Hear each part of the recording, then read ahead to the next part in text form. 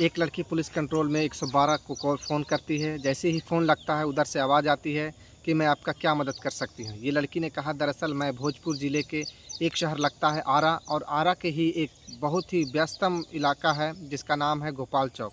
उसे उसके तनिष्क शोरूम से बात कर रही हूँ। धीरे से बात कर रही थी मैडम। यहाँ पर 6-7 बदमाश अंदर घुस आए हैं और वो लूट-पाट कर रहे हैं। आप जितनी जल्दी हो सके पुलिस को भेज दीजिए। जैसे ही उधर यह आवाज़ पहुंचती है, उन्हें कुछ जानकारी और जुटाने की कोशिश की। लड़की ने धीरे से सारी जानकारी आराम से शेयर कर दी। उधर से मैसेज यह दिया जाता है कि आप बिल्कुल भी परेशान ना हो, जितनी जल्दी हो सकता है पुलिस आपके पास पहुंच जाएगी। अब जैसे ही फ़ोन करता है, उसके बाद वो लड़की इत्मीनान हो जाती है कि पुलिस के पास सूचना पहुंच चुकी है। दरअसल 10:20 पर बदमाश अंदर के एंट्री करते हैं। उसके महज 1 घंटे बाद 1 मिनट बाद ही पुलिस को कंट्रोल रूम यानी कि 112 नंबर पर सूचना दे दी जाती है। इसके बाद फिर लड़की दोबारा फ़ोन करती है, तीसरी बार फ़ोन करती है, चौथी बार फ़ोन करती है। इसी तरह से वह लगातार 22 मिनट में 20 से 25 बार ट्राई करती है, लेकिन पुलिस नहीं पहुंच पाती है। अक्सर जैसे फ़िल्मों में होता है कि बदमाश जाते हैं और पुलिस आती है। अब पुलिस आती है, तब बदमाश 5 मिनट पहले जा चुके थे और कुछ ही देर के बाद सोशल मीडिया पर सीसीटीवी कैमरे की जो फुटेज थी वो वायरल शुरू हो जाती है और कहा जाता है कि आज़ादी के बाद बिहार प्रदेश की यह सबसे बड़ी डकैती है। यानी कि 22 मिनट में लगभग 25 करोड़ के ज्वेलरी जेवरात, चाहे वो सोने के हो, चाहे वो चांदी के हो, चाहे वो हीरे के हो, लूट चुके थे। अब जहाँ देखो वहाँ पर इसी बात की चर्चा हो रही थी कि यह बड़ी बात है कि जो बदमाश आए थे उसमें 4 बदमाशों के चेहरे बिल्कुल साफ दिखाई दे रहे थे। 2 बदमाश ऐसे थे जिनके जिनके चेहरे पर मास्क लगा हुआ था और एक ने हेलमेट सहित मास्क लगाया हुआ था। आखिरकार यह घटना इतनी बड़ी कैसे हो जाती है? पूरे प्रदेश भर में बात पर हड़कंप मच जाता है। पूरे देश भर में इस बात पर चर्चा शुरू हो जाती है कि आज की इस कहानी के माध्यम से समझने की कोशिश करते हैं। आखिरकार पुलिस ने 6 बदमाशों में से 2 को एनकाउंटर भी कर दिया। क्या मामला है यह समझते हैं। आदाब, नमस्कार, सत श्री अकाल। मैं हूं आपका दोस्त शराफत अली। आज की जो सच्ची घटना मैं आपको सुनाने जा रहा हूं, यह सच्ची घटना है बिहार प्रदेश के ज़िला भोजपुर और भोजपुर ज़िले के ही एक शहर लगता है आरा। आरा का ही एक बहुत बड़ा व्यस्त इलाका है, नाम है गोपाल चौक। बात कर रहा हूं 10 मार्च 2025 की सुबह लगभग 10 बजे के आसपास का वाक़या रहा होगा। टाटा का अधिकृत शोरूम में जो कि तनिष्क शोरूम होता है, जो बड़े-बड़े शहरों में खुलता है। लगभग सुबह 10 बजे शोरूम खुलता है। यहाँ 25 कर्मचारी अपने निर्धारित समय पर पहुँचते हैं। लगभग 15 मिनट तक इस शोरूम में जो साफ़-सफाई की व्यवस्था थी, चाक-चौबंद कर दी जाती है। इसके बाद फिर पूजा पाठ शुरू होती है। पूजा पाठ शुरू होते ही 20 मिनट के आसपास का समय था। अब जितने ही कर्मचारी, जितने भी लोग यहाँ पर शोरूम के अंदर काम करते हैं, सब इंतज़ार कर रहे थे कि उनका भगवान यानी कि कस्टमर आएँ और उसके बाद वो अपने-अपने कस्टमर को डील करेंगे। उन्हें सामान बेचेंगे, वह पैसा आएगा। इस तरह की जो दुआएँ की जाती हैं, वो प्रार्थना की गई थी। अब प्रार्थना के हिसाब से चल रहे थे।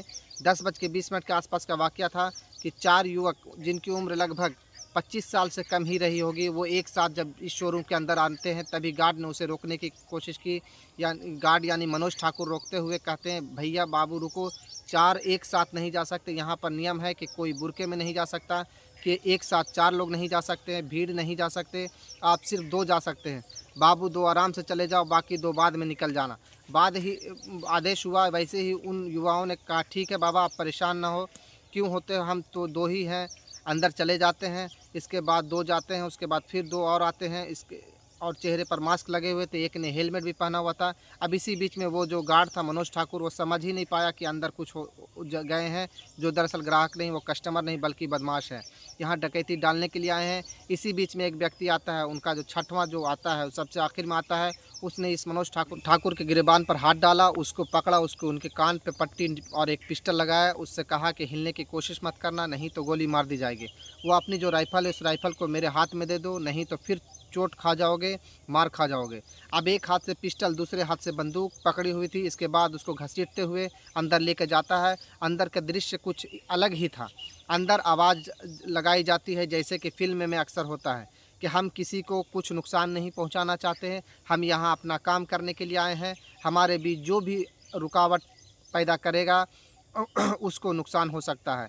इसलिए सब के सब उस कोने में खड़े हो जाओ। सबको आदेश दिया जाता है। एक कोने में खड़े हो जाते हैं। एक रिटेल ऑफिसर होता है, वो काउंटर के पीछे जैसे ही छुपता है, एक बदमाश की नज़र उस पर पड़ती है और नज़र जैसे ही पड़ती है उसके पास जाता है और एक के बाद एक 3-4 थप्पड़ उसको ज़ोर से मारता है और कहता है, जब आप सबको आदेश दिया जाता है, क्या तुम्हें क्या आदेश अलग से दिया जाएगा?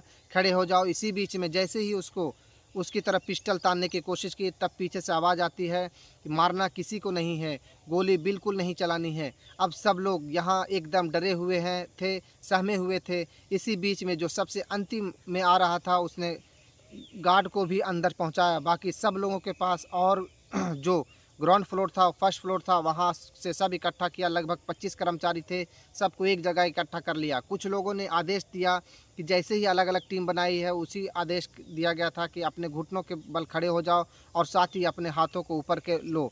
किसी ने भी कोई चिल्लाने की कोशिश की, हथियार दिखाने की कोशिश की तो नुकसान हो जाएगा। इस तरह की बातें थी। सबके मोबाइल थे, मोबाइल ले लिए जाते हैं। सब लोग डरे हुए थे, सहमे हुए थे। बदमाश जो थे, उन 6 बदमाशों में से 2 के चेहरे यानी कि सिर्फ मास्क ढके हुए थे, बाकी 4 बदमाशों के चेहरे बिल्कुल साफ दिखाई दे रहे थे। उन्हें किसी बात का न डर था, ना किसी बात का खौफ था और उन्हें ना ये भविष्य में कोई चिंता थी कि उन्हें ऐसा लग ही नहीं रहा था कि सामने सीसीटीवी कैमरे चल रहे हैं और कैमरे में उनकी शक्ल, उनकी सूरत, उनकी हाव-भाव, उनकी ये जो एक्टिविटी है, सब कुछ सब कैद हो रही है। उन्हें कोई डर नहीं है था। इसी बीच में मौका पाती एक सेल्स पर्सन होती है, नाम उसका सिमरन होता है। सिमरन ने इन 25 कर्मचारियों में से जो भी था, उसको सबको ओझल करते हुए, जो भी 6 बदमाश थे, उनको भी ओझल करते हुए चुपचाप जाकर एक जगह खड़ी हो जाती है। बस उसके पास एक मोबाइल था और बाकी सब इतने कर्मचारी डरे हुए थे, सहमे हुए थे। इसी बीच में मौका पाते ही इन बदमाशों के अंदर प्रवेश यानी कि शोरूम के अंदर जैसे ही प्रवेश करते हैं, ठीक 1 मिनट के बाद उसने 112 यानी कि कंट्रोल रूम को फ़ोन कर लगाया। फ़ोन लगाने के बाद कहा कि मैं फ़लाँ जगह से बात कर रही हूँ, हमारे शोरूम के अंदर 5-6 बदमाश या 6-7 बदमाश घुस आए हैं, जितनी जल्दी हो सके मदद कर दीजिए, नहीं तो यह बहुत बड़ी वारदात हो सकती है। कंट्रोल रूम को सूचना दी जाती है। सूचना जाने के बाद कंट्रोल रूम कहता है, बिल्कुल परेशान मत होइए, तो पुलिस थोड़ी देर में आपके पास पहुंच जाएगी, आप चिंता मत करें। लेकिन चिंता करने वाली बात थी कि अगले 22 मिनट में तक वो बदमाश उसके अंदर रहते हैं और वो लड़की यानी सिमरन लगातार एक के बाद एक कॉल कर रही थी। फिर कॉल इस तरह से करते करते उसने 20 से 25 बार पुलिस को ट्राई किया, लेकिन पुलिस पता नहीं कहाँ सोई हुई थी या फिर समझ नहीं पा रहे थे कि शोरूम की बात कर रहे हैं, या समझ नहीं पा रहे थे कि बिहार प्रदेश के ज़िला भोजपुर के जो शहर आरा है, उसका जो सबसे व्यस्त इलाका है गोपाल चौक, वहाँ की बात कर रहे हैं। पुलिस कहाँ-कहाँ घूम रही थी। बदमाश 22 मिनट तक यानी कि 10:20 पर प्रवेश करते हैं, यहाँ से निकल जाते हैं। 10:55 के आसपास की यह बात है कि पुलिस सायरन बजाते हुए, हॉर्न बजाते हुए, जैसे ही फ़िल्म में होता है इस तरह से शोर बाज़ार में भीड़ इकट्ठा हो जाती है और जब भीड़ इकट्ठा हो जाती है तो बाहर वालों को पता चलता है कि इनके अंदर अभी डकैती चली थी, 6 बदमाश आए थे। अब यहाँ से वह अपना काम करके चुपचाप सोने, चांदी और हीरे के जो आभूषण थे, ज्वेलरी थे, वहाँ से लेके निकल जाते हैं।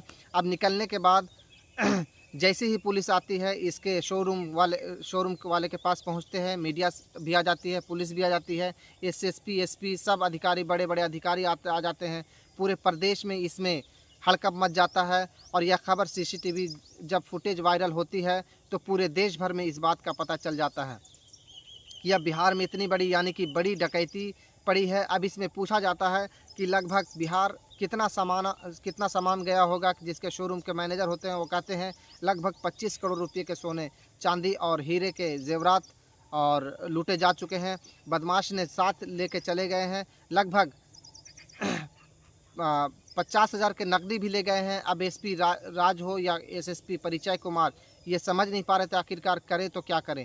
तुरंत ही शोरूम के मैनेजर होते हैं, जो होते हैं, उनके फुटेज ली जाती है, उसे सोशल मीडिया पर वायरल किया जाता है और साथ ही ज़िले के पुलिस को यह मैसेज दिया जाता है, कहा जाता है कि जितनी जल्दी हो सके अब नाकाबंदी शुरू कर दीजिए, हर वाहन की चेकिंग कीजिए, जो भी वाहन निकल रहे हैं। लेकिन जब पुलिस यहाँ से जब जांच पड़ताल शुरू करती है तो लोगों से पूछताछ करती है। यहाँ कुछ लोग निकले थे, उस शोरूम से लगभग 20 मीटर की दूरी पर एक जगह है टमटम पड़ाव। टमटम पड़ाव पर तीनों बदमाशों ने अपनी अपनी बाइकों को रोका था और 20 मीटर वो पैदल चलकर आए थे। शोरूम तक पुलिस ने अब कहा कि बदमाश बाइकों पर हैं और उनकी कद काठी कुछ इस तरह की है, साथ ही 25 साल से सबकी उम्र कम है। पूरे ज़िले में जगह जगह नाकाबंदी कर दी जाती है। नाकाबंदी करके यहाँ से आरा से लगभग जो आरा के शहर के जहाँ यह घटना होती है उससे 20 किलोमीटर दूर एक बड़हरा प्रखंड लगता है। बड़हरा प्रखंड के पास एक बबुरा का एक जगह है, वहाँ पर एक छोटी पुल है और उस छोटे से पुल के पास जो बाइक ऊपर 3 बाइक थी, 6 बदमाश थे, वह बदमाश थे। अब यहाँ से पुलिस की गश्त हो रही थी तो पुलिस को देखते ही एक बाइक जो बदमाश थे वो डर जाते हैं, सहम जाते हैं। उनको लग रहा था कि शायद इन्हें हमें पहचान लिया है। अब इसी बीच उन बदमाशों ने यहाँ से भागने की कोशिश की। पुलिस ने उन्हें रोकने की कोशिश की। पुलिस ने कहा आप रुक जाओ, नहीं तो हमें मजबूरन होकर गोली चलानी पड़ेगी। वो सुन नहीं पा रहे थे और पुलिस ने जब गोली चलाना शुरू किया तो पुलिस ने पहले गोली नहीं चलाई, बल्कि बदमाश ने बताया जाता है कि एक के बाद एक 12 राउंड गोली चला दी।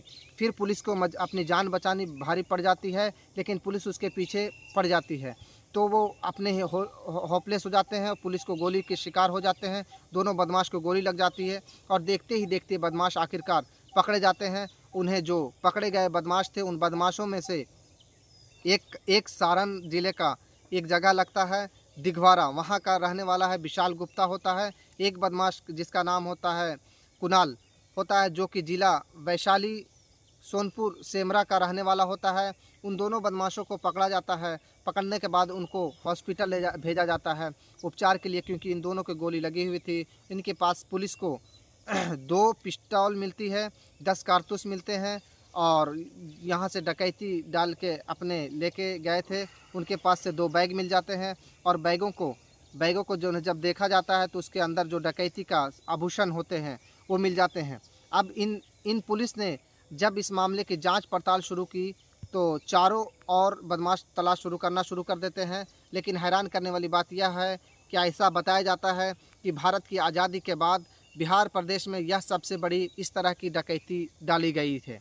वो भी दिन दहाड़े, दिन निकलते ही लोग बाज़ारों में घूम रहे थे और वह बदमाश पूरी बदमाश तैयारी करने के बाद आते हैं और सबके हाथों में हथियार होते हैं। लेकिन सबसे बड़ी बात यह होती है कि किसी के चेहरे पे खौफ नहीं था, कोई डर नहीं था। उन्हें लग रहा था कि हम जाएंगे, आराम से सब कुछ करके निकल जाएंगे, पकड़े नहीं जाएंगे। लेकिन पुलिस ने थोड़ी तत्परता दिखाती। 6 में से 4 बदमाश तो भाग जाते हैं, लेकिन 2 पकड़े जाते हैं। और पता चलता है कि सारे के सारे जो जितने बदमाश होते हैं उनकी उम्र 25 साल से कम होती है। और 25 साल 2024 यानी पिछले साल की बात है, तनिष्क के ही शोरूम पर ये जुलाई 2024 में 3 करोड़ 70 लाख रुपए की आसपास के वो भी डकैती डाली गई थी। इसी तरह से और पटना के आसपास के कंकड़ बाग लगता है, वहाँ पर भी इसी तरह की तनिष्क के शोरूम में से ही डकैती डाली जाती है।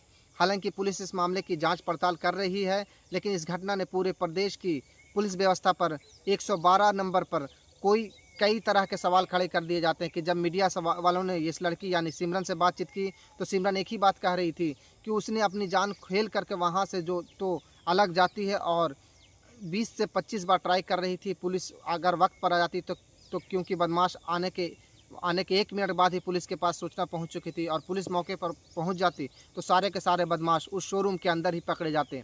और इस घटना को जो अंजाम दे के चले गए, इस तरह की घटना को कतई नहीं होती, बिल्कुल भी नहीं होती।